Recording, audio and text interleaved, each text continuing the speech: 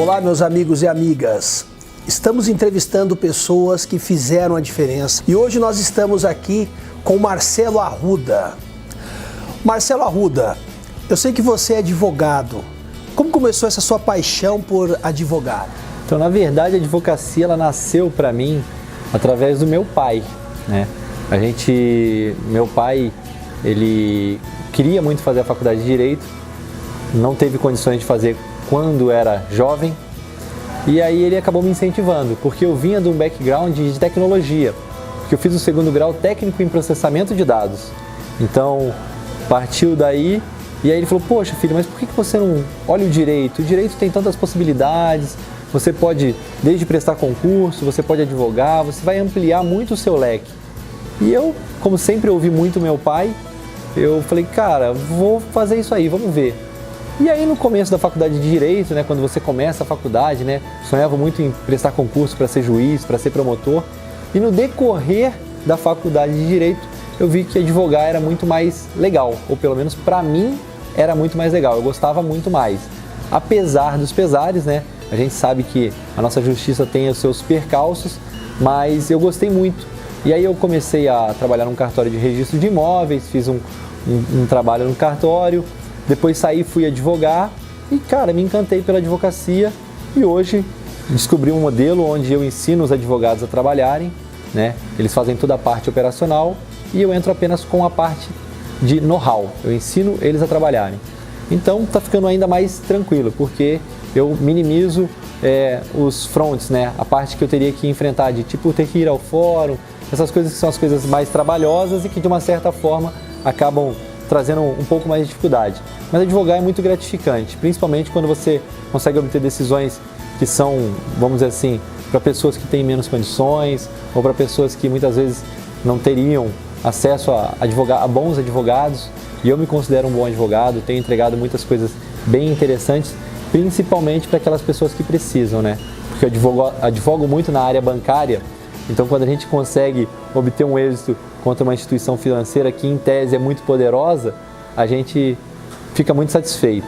Então a advocacia realmente me encantou e aí eu venho nos últimos anos desenvolvendo esse trabalho. Como surgiu a ideia de trabalhar com empreendedorismo? Na verdade, eu participei de um curso chamado Fórmula de Lançamento do Érico Rocha em 2014, salvo me engano, e de lá para cá isso me despertou. A partir daí eu comecei a participar de diversos eventos e isso foi algo que me transformou. Antigamente eu era aquele advogado que frequentava o escritório, fórum, casa, clube, essa era a minha vida.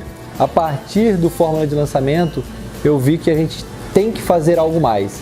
Eu vi que a gente precisa se envolver para ajudar na transformação da nossa sociedade.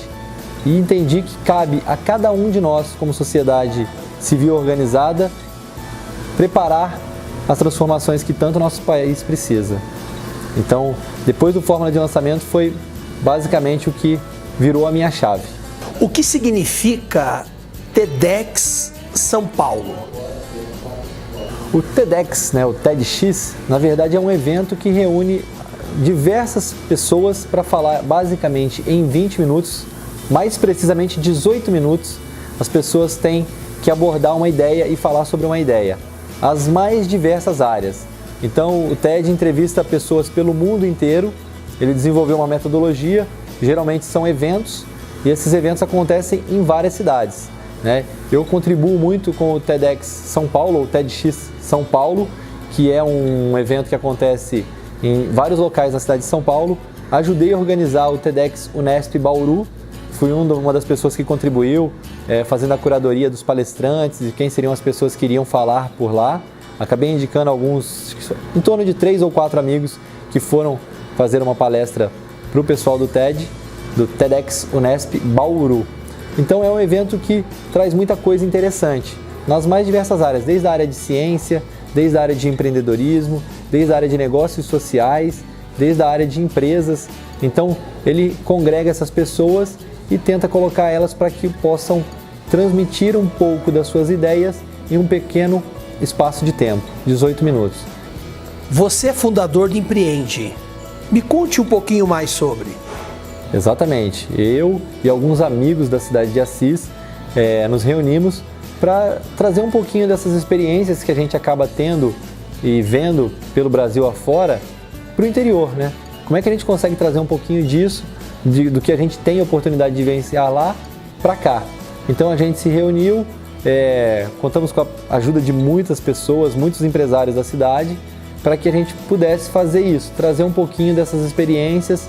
E aí, salvo me engano, também começamos em 2015, tivemos anos que fizemos 2 edições, tivemos anos que fizemos 1 edição, já trouxemos desde o Ricardo Jordão Magalhães, trouxemos a Alexandra, que é da Juntos em Londrina, um espaço de coworking muito bacana, inclusive onde o Uber fica em Londrina, é um dos escritórios da Juntos, que é um escritório muito legal. Eles têm um escritório mais corporativo e um escritório que parece realmente uma casa.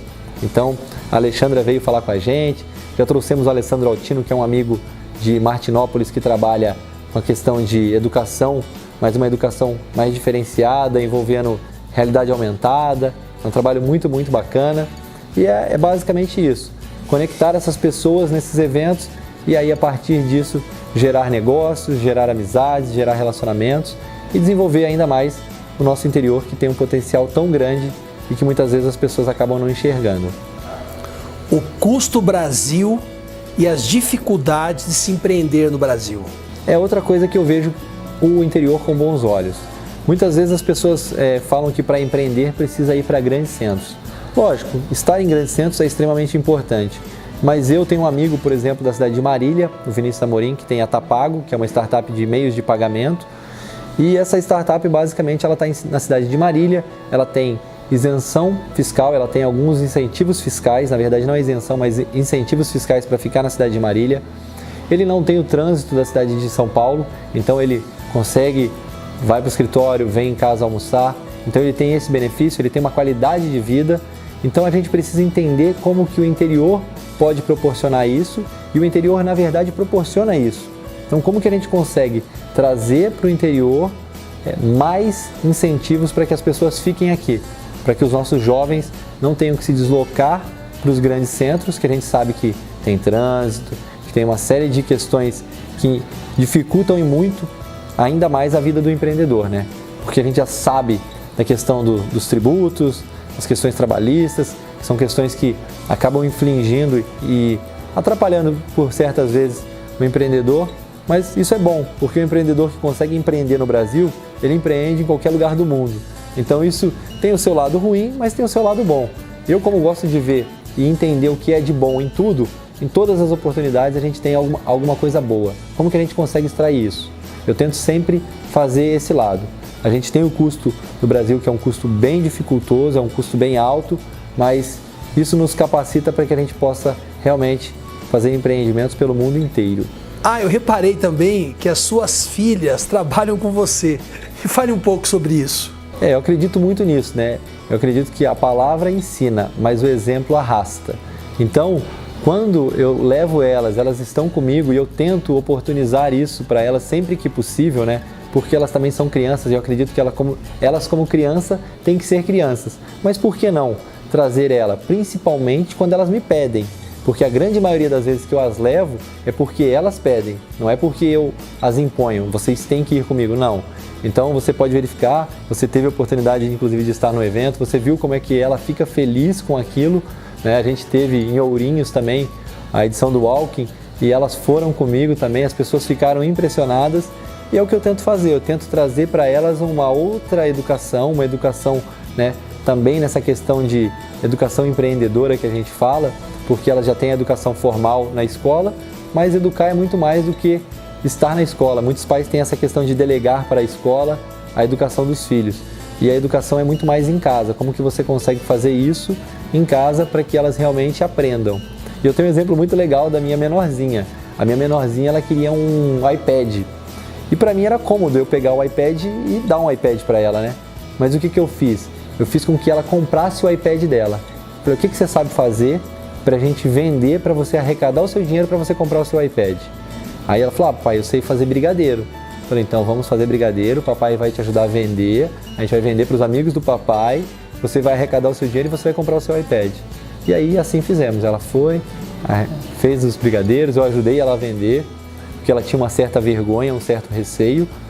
A gente foi até os meus amigos, os amigos advogados falaram, você tem que comprar 5, você tem que comprar 10, porque ajudei ela a fazer as vendas dos brigadeiros e ela comprou o tablet dela que ela tanto queria, de uma forma que foi bem diferente para mim, né? Então isso é mágico e eu tenho tentado implementar isso na educação dela. Na maior eu não consegui fazer isso, né? Eu tenho uma mais velha de 16 anos, mas ela também está indo comigo. Hoje ela já é minha assistente no Walking, ela faz a parte de toda a gestão dos convites, ela que encaminha os convites, ela que faz a confirmação, tudo isso remoto, ela não precisa estar no escritório comigo.